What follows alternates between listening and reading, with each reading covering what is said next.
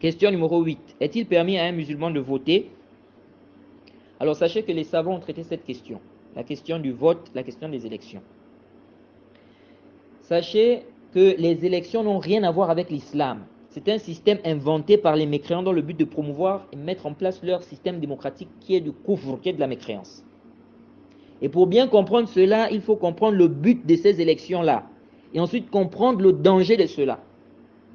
Les élections sont au service du système démocratique. C'est une façon pour eux d'exprimer ce système démocratique qui est du kufr, qui est de la mécréance. Et la démocratie, le terme démocratie vient du grec demos kratos. Demos qui veut dire le peuple, kratos qui veut dire le pouvoir. Donc c'est le pouvoir du peuple. Donc la démocratie, c'est le pouvoir du peuple par le peuple. Donc c'est le peuple qui a le pouvoir, c'est le peuple qui légifère les lois. Or ça, c'est en contradiction avec l'islam. Allah subhanahu wa ta'ala dit « Inil hukmu illa lillah » Inil hukmu illa lillah. Allah subhanahu wa ta'ala dit, selon la traduction rapprochée, le jugement appartient à Allah. Et Allah subhanahu wa ta'ala dit وَمَنْ لَمْ يَحْكُمْ بِمَا أَنزَلَ اللَّهُ فَأُولَٰئِكَ هُمُ الْكَافِرُونَ. Ceux qui ne jugent pas avec ce qu'Allah a fait descendre, voilà certes les mécréants. Juger avec une loi autre que la loi d'Allah, c'est haram, c'est interdit. C'est un péché, c'est un grand péché même. Allah subhanahu wa ta'ala dit ici, celui qui ne juge pas avec ce qu'Allah a fait descendre, ou ceux qui ne jugent pas avec ce qu'Allah a fait descendre, voilà certes les mécréants. Donc la personne doit juger d'après ce qu'Allah subhanahu wa ta'ala a fait descendre. Or, le système démocratique est en totale opposition avec ce principe. Le système démocratique dit non. Ils disent non, ce n'est pas à Allah de légiférer des lois qui vont gérer notre société. Nous-mêmes, on légifère nos lois. Donc ça, c'est du kufr. L'islam dit celui qui a commis l'adultère doit être lapidé. Le système démocratique dit non. Celui qui commet l'adultère, il n'a pas à être puni même. L'islam dit celui qui a fait le zina, celui qui a forniqué doit être fouetté. Sans coup de fouet. Et ils disent non. Donc le système démocratique s'oppose à l'islam. Ils ne sont pas d'accord. C'est un système du kufr. L'islam dit que ce sont les lois d'Allah. C'est-à-dire on doit gérer la société. On doit gérer la société avec les lois d'Allah. Eux ils disent non. C'est à nous-mêmes de mettre en place nos lois. C'est à nous-mêmes de légiférer. Et ça, c'est quoi? C'est du kufr. C'est du kufr. C'est du kufr. Et on dit bien ici, juger avec une loi autre que la loi d'Allah, c'est haram. Juger avec une loi autre que la loi d'Allah. Parce qu'il y a des jahala, qui viennent aujourd'hui, des ignorants, ils disent, mais si vous dites que la démocratie c'est du kufr, qu'est-ce que vous faites alors, n'est-ce pas, lorsqu'on dit par exemple que celui qui brûle le feu, le feu rouge, il doit donner tant. Pourquoi vous achetez les voitures alors? Pourquoi vous achetez ceci? Vous avez dit que le système démocratique c'est du kufr, non? Ça c'est le jahl, ya jahil. On dit ya jahil, celui qui juge avec une loi autre que la loi d'Allah. On dit d'abord celui qui juge avec une loi autre que la loi d'Allah. On dit bien celui qui juge avec une loi autre que la loi d'Allah. Ça veut dire que la loi d'Allah est d'abord là. Jade. Mais si on n'a pas par exemple un dalil, on n'a pas une preuve sur quelque chose. Et des gens ont mis des principes comme ça qui ne s'opposent pas à l'islam. Des principes pour bien gérer la société. Et ça ne s'oppose pas à l'islam. Ici, il n'y a pas d'ishkal. Ici, il n'y a pas d'ishkal.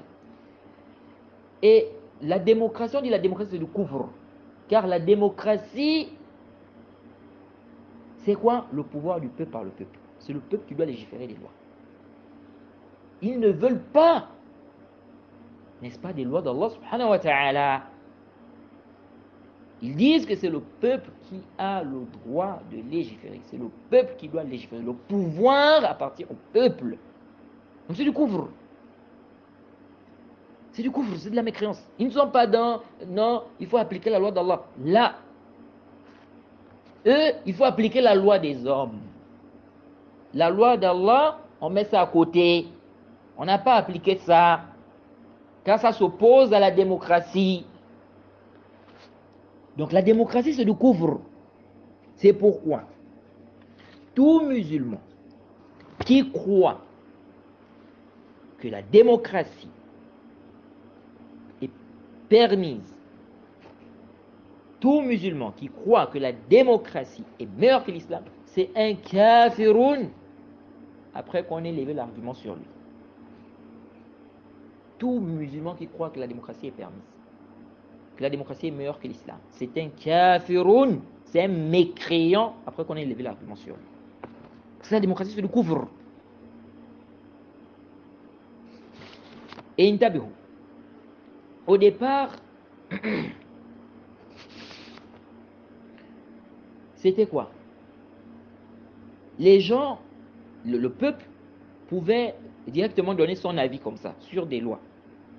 On est passé de ce système à ce qu'on appelle aujourd'hui la démocratie parlementaire.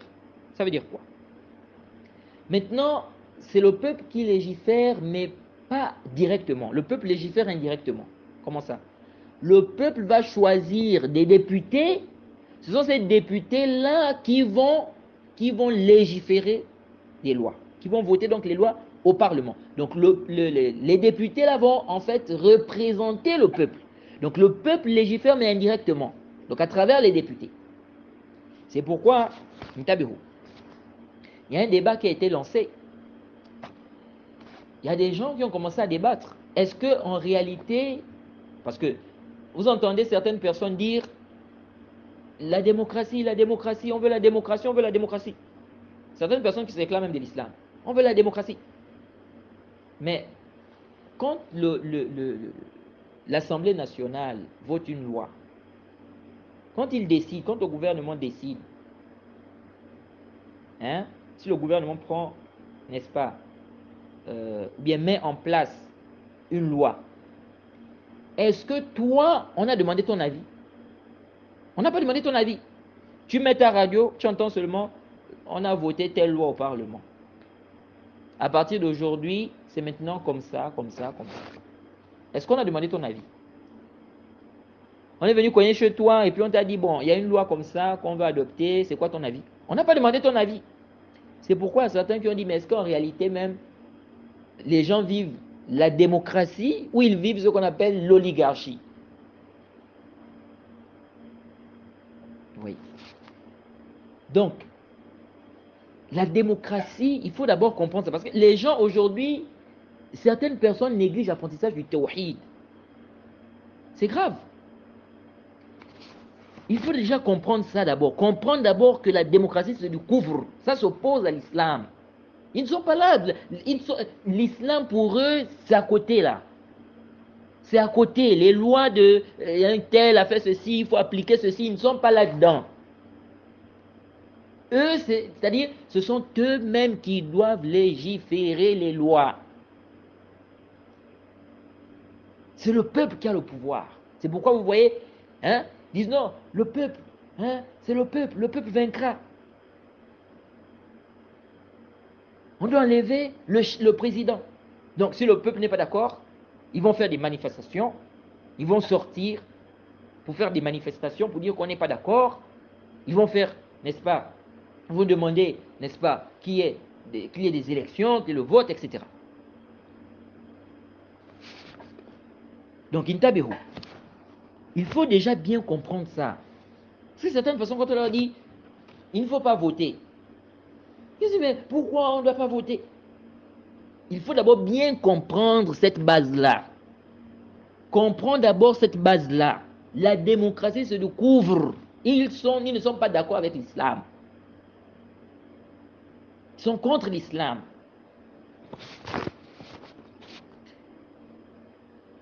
Alors, si on a compris ça, et nous disons, tout ça, c'est le couvre, c'est le dolal. Que ce soit la démocratie, n'est-ce pas, qui était prônée auparavant, ou que ce soit la démocratie, n'est-ce pas, parlementaire. Tout ça, c'est le dolal et c'est le couvre. Alors,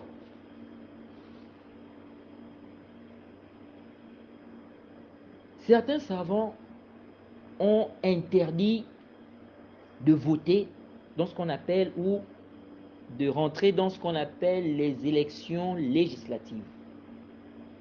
Parce qu'en réalité, là-bas, la personne donne le droit de légiférer aux créatures. Donc ils ont dit, ça, c'est haram. Le musulman ne doit pas voter. Donc dans les élections législatives. Et ça, c'est clair. Parce que ici, tu es en train de... C'est-à-dire, tu donnes... C'est comme si tu donnes le droit, en fait. Tu donnes, en fait, le droit à ces gens-là de légiférer. C'est pas à eux de légiférer. Jade. Donc, il y a certains savants qui ont dit c'est interdit de voter, donc les élections législatives. Mais les élections présidentielles, certains savants ont dit on peut voter.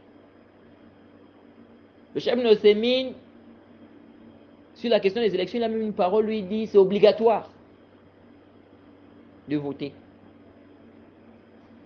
Alors, sachez que les savants ont divergé sur le jugement des élections, c'est-à-dire le fait de voter.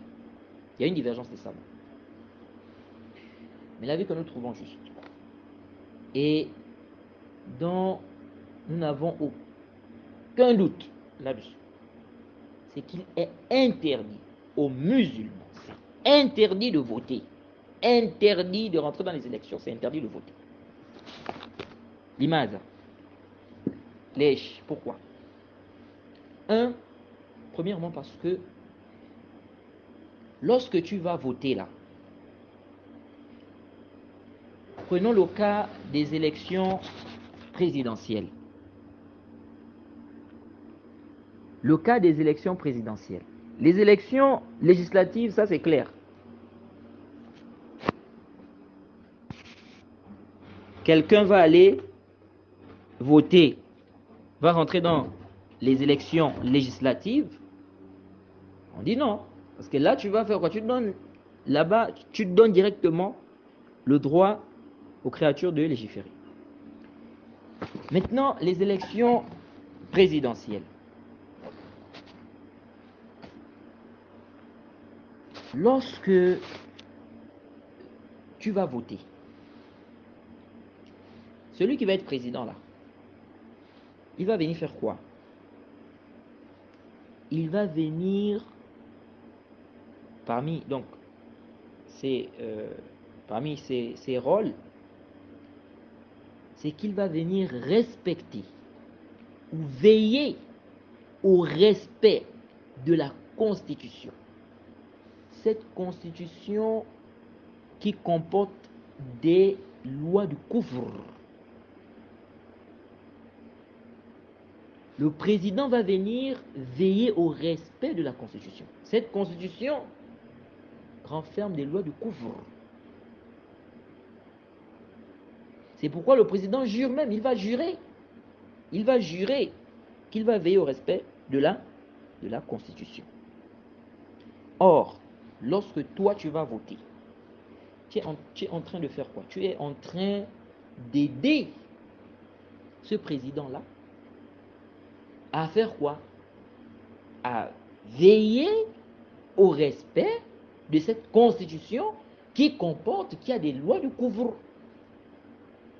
Parce que toi, tu vas le voter pour qu'il soit président. Lui va être président. Parmi ses rôles, veiller au respect de quoi?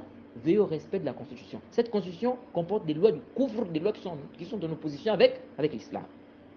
Or, Allah subhanahu wa ta'ala dit quoi? Allah subhanahu wa ta'ala dit وَتَعَاوَنُوا عَلَى الْبِرِّ وَالتَّقْوَى وَلَا تَعَاوَنُوا عَلَى الْإِثْمِ وَالْعُدْوَانِ. Entraidez-vous dans l'accomplissement des bonnes œuvres et de la piété, ne vous entraînez pas dans le péché et la transgression.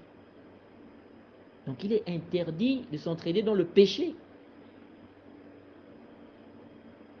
C'est interdit.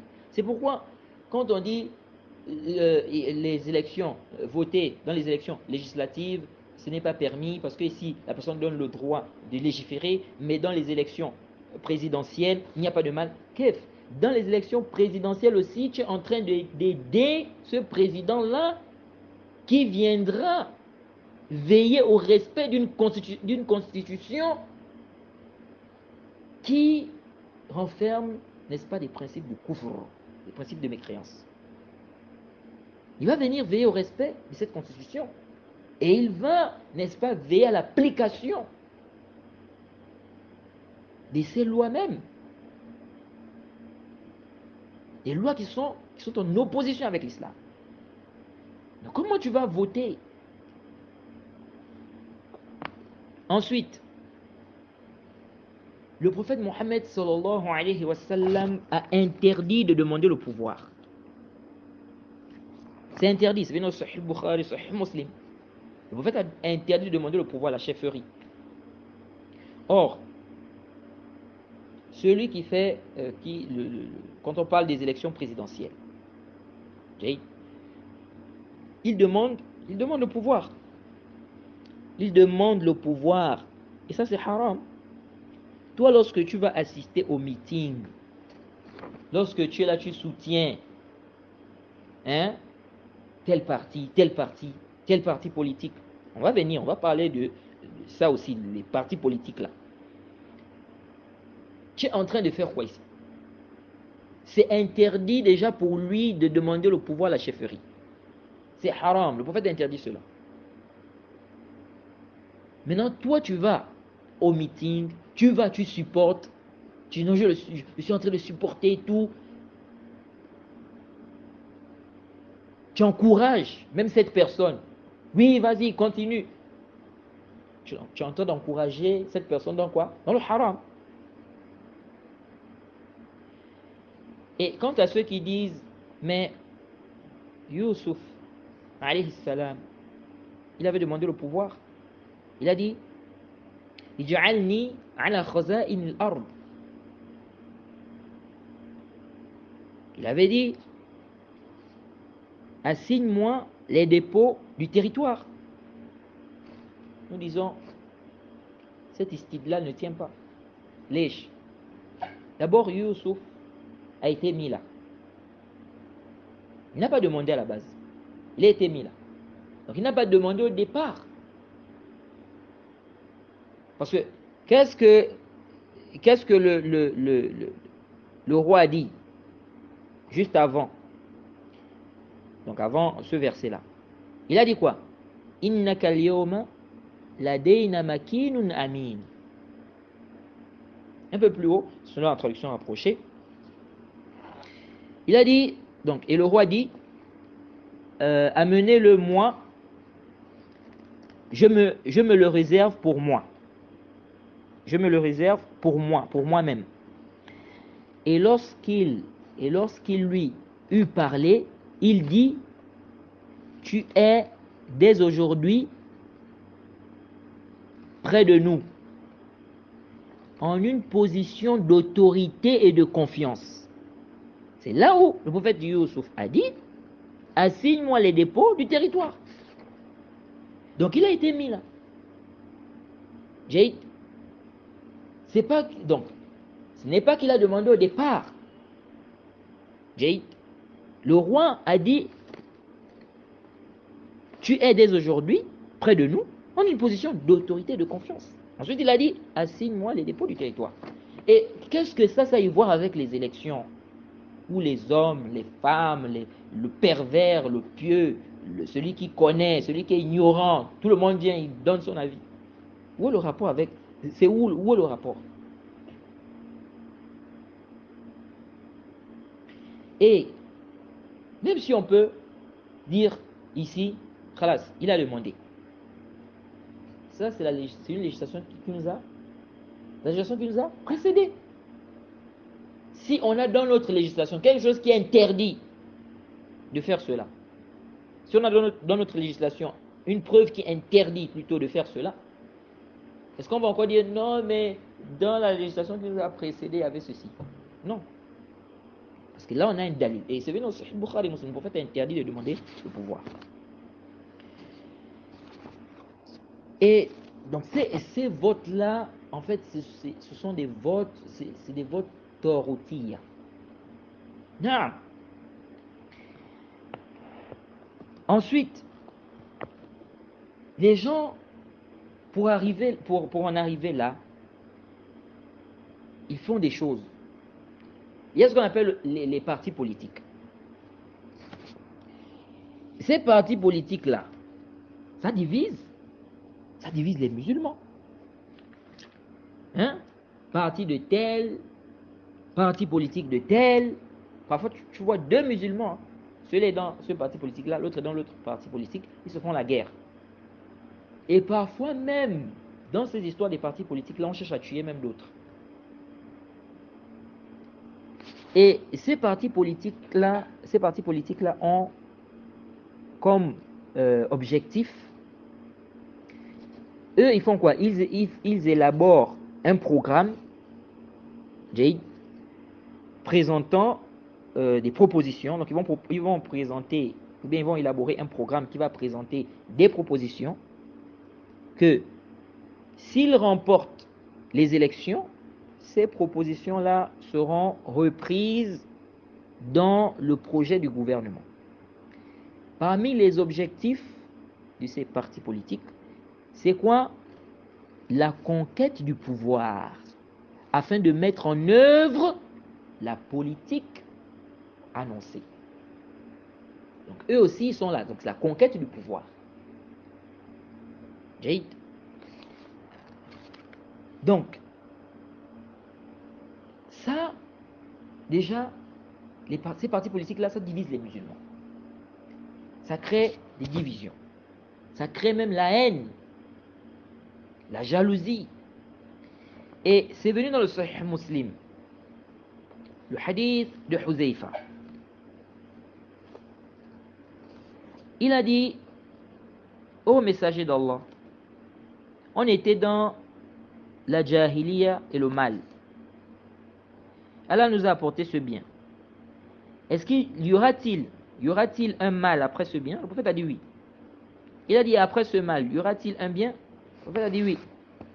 Wa fihi dakhan. Jusqu'à ce qu'il demande au prophète Mohammed sallallahu alayhi wa sallam: est-ce qu'après ce bien, il y aura un mal? Le prophète a dit: Naam, du'atun ila abwabi jahannam, man ajabahum ilayha qazafuhu fiha. Le prophète Mohammed sallallahu alayhi wa sallam a dit oui.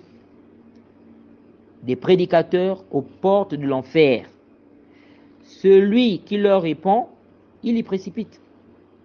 Il a dit: ô messager d'Allah, décris-nous ou donne-nous leur description.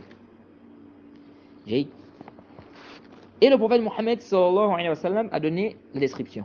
Ensuite, ce qui nous intéresse ici, dans ce hadith, c'est que Huzaifa a posé la question au prophète. Il a dit au prophète: Fama ta'muruni in adrakani zalik. Il a dit au prophète Mohammed sallallahu alayhi wa sallam: que m'ordonnes-tu si je vois cela? Le prophète Mohammed sallallahu alayhi wa sallam lui a dit: Talzam jama'at al-muslimina wa imamahum. Le prophète Mohammed sallallahu alayhi wa sallam lui a dit: attache-toi au groupe des musulmans et attache-toi au groupe uni des musulmans et leur imam. Qultu. Huzaifa a dit au prophète: fa in lam yakun lahum jama'atun wala imam. Il a dit: s'ils n'ont pas un groupe uni ni d'imam. Le prophète Mohammed sallallahu alayhi wa sallam a dit: fa'tazil tilka al-firqa kullaha walau an ta'adda bi asli shajaratin hatta yudrikaka al-maut wa anta ala zalik. Le prophète Mohammed sallallahu alayhi wa sallam lui a dit: éloigne-toi alors de tous ces groupes, même si tu dois pour cela mordre à la racine d'un arbre jusqu'à ce que la mort te saisisse dans cet état. Le prophète Mohammed sallallahu alayhi wa sallam lui dit, écarte-toi, éloigne-toi alors de tous ces groupes. Le prophète Mohammed sallallahu alayhi wa sallam dit à Huzaifa, attache-toi au groupe uni des musulmans et leur imam. Il dit, mais s'ils n'ont pas d'imam ni de groupe uni. Donc il y a plusieurs groupes. Le prophète a dit de s'écarter. Alors, lorsque quelqu'un il rentre dans des partis politiques, il soutient des partis politiques, tu vas dans des meetings, hein, avec des casquettes, des chapeaux, des t-shirts, hein, tu t'es écarté de ces groupes qui divisent les musulmans, qui créent même la haine? Non. Le prophète Mohammed sallallahu alayhi wa sallam dit, éloigne-toi alors de tous ces groupes. Éloigne-toi.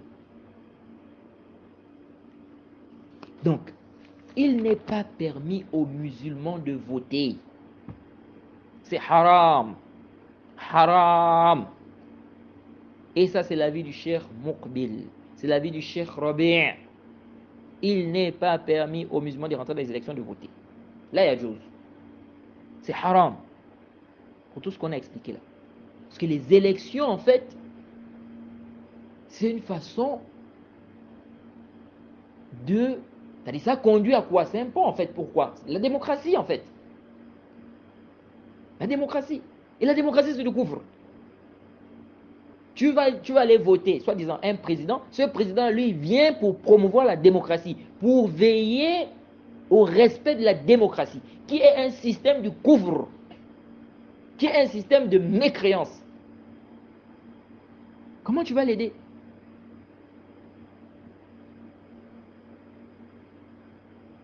Il y a des gens qui disent le moindre mal. Quel mal qui est plus grave que le couvre, que le shirk?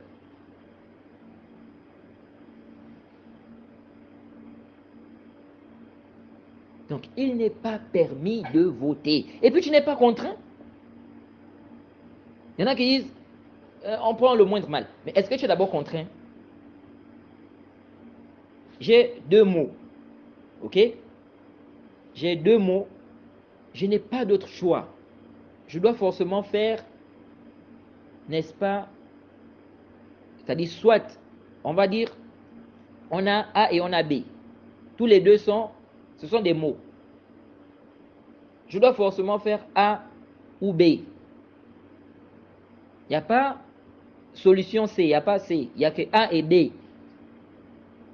Maintenant, regarde. On dit tu n'as pas le choix. Forcément, tu dois faire soit A, soit B. Donc, tu dois forcément tomber dans un mal. Donc, ici, on va dire, on regarde le moindre mal entre les deux. Qu'est-ce qui est moindre?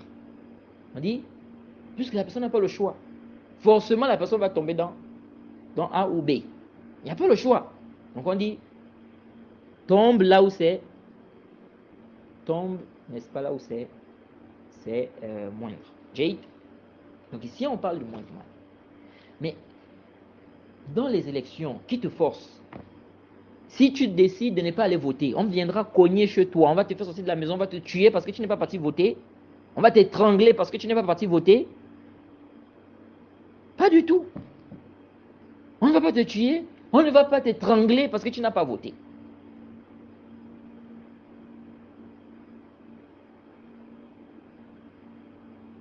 Moi, par exemple, dans mon pays, je n'ai jamais voté. Jamais. Et je n'ai jamais eu un problème. Parce que je ne suis pas allé voter. Et dans plein de pays, c'est comme ça. Si tu ne vas pas voter, on ne va pas venir casser ta maison, te tuer parce que tu n'es pas parti voter. Donc ça, c'est un système démocratique. C'est un système de couvre. Et les élections, c'est un système qui est là pour promouvoir, pour soutenir, n'est-ce pas, ce système qui est un système du couvre, donc promouvoir le système démocratique. Soutenir le système démocratique qui est un système de couvre de mécréance. Donc le musulman ne doit pas voter. il ne doit pas voter. Et la personne ne doit pas suivre les passions. On doit suivre les preuves. Parce qu'il y a des gens qui se précipitent dans ça. Oh, tel savant a dit que c'est permis. Tel savant même dit que c'est obligatoire. C'est la passion ou bien tu suis les preuves. Le savant, il n'est pas infaillible. Le savant peut se tromper. Le savant peut se tromper. Même rentrer dans le Parlement, là. Il y a un savant qui a dit, si il y a un intérêt, s'il y a un intérêt dans le fait d'entrer dans le Parlement, la personne peut rentrer. Après, la personne lui a dit, mais on te demande, on t'oblige en fait de jurer que tu dois respecter la Constitution. Le savant a dit, si on te dit ça, alors on n'y rentre pas. Vous voyez, il a dit, si on te dit ça, alors on n'y rentre pas. Donc ce savant-là a donné le jugement. Après, quand on lui a apporté d'autres éléments, son jugement a changé. Vous voyez.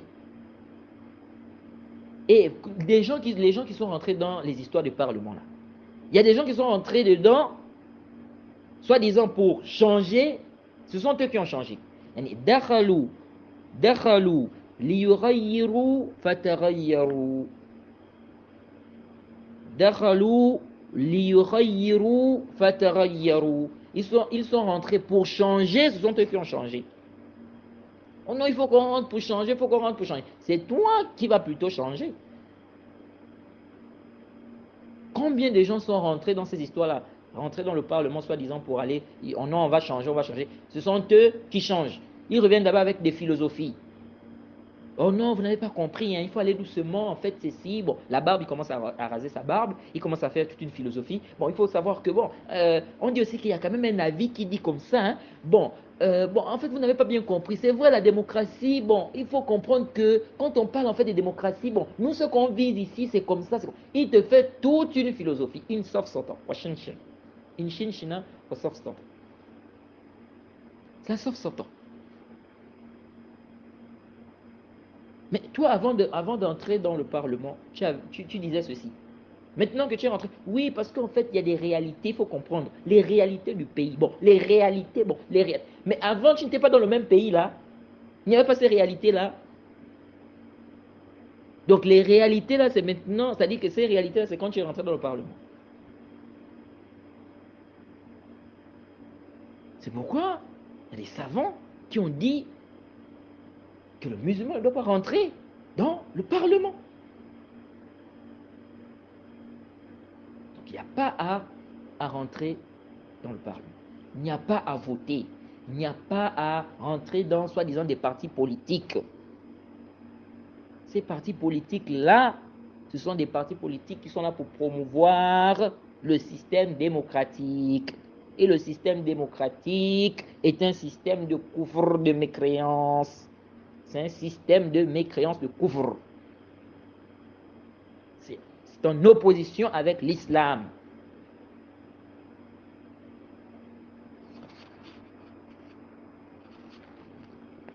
Donc, ça, c'est clair. Et ça, c'est la position que nous suivons. Et c'est la position que nous soutenons. La position des savants qui ont dit qu'il est interdit de voter. C'est interdit. Ne rentre pas dans les élections. Des votes là, c'est haram. Pour les raisons qu'on a mentionnées. Donc voilà un peu ce qu'on peut dire par rapport à cette question. Et désolé d'avoir été long. Et j'ai traité également cette question dans le chapitre du djihad. Dans le chapitre du djihad, il y a, je crois, tout un cours sur ça. Je parle des élections. Je crois le titre, c'est les élections en islam. Tout un cours où j'ai parlé de cette question. Donc, j'espère que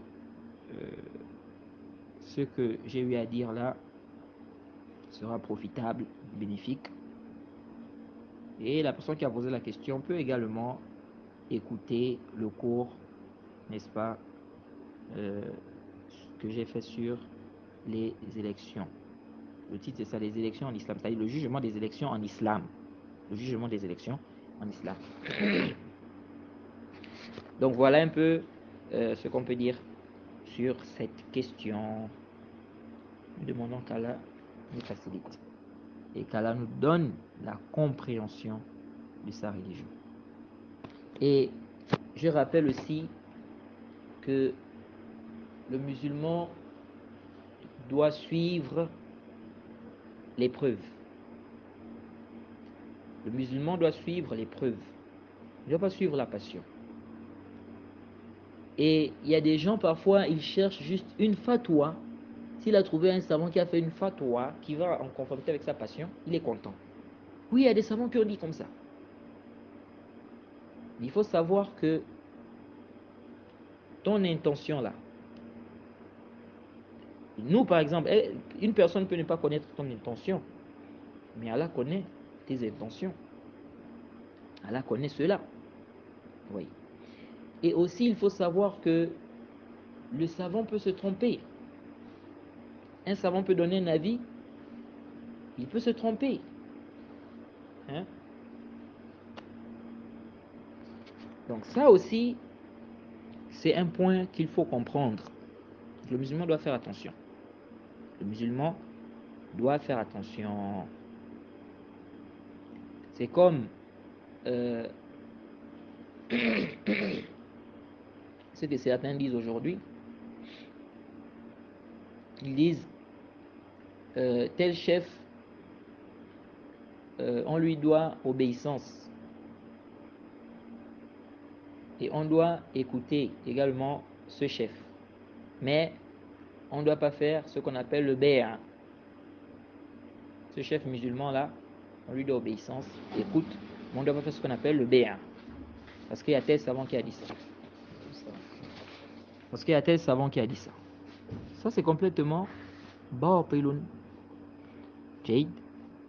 Il n'y a pas de différence à faire ici. Les salafs n'ont pas fait cette différence là. Hein? Si ce chef, c'est un chef, n'est-ce pas? C'est-à-dire qu'il est, il est toujours considéré comme le chef des musulmans. C'est le wali le amr. Ici, on doit lui obéir et on doit l'écouter. Et également, il y a ce qu'on appelle, il y a le pacte d'allégeance qui est là. Donc, il n'y a pas à faire cette différence-là. Jade. Non, ce savant-là a dit ça. Il s'est trompé. On n'a pas vu les salafs faire cette différence-là. Jade. Donc, nous devons suivre les preuves, suivant les preuves, la voie de nos salafs. Jade.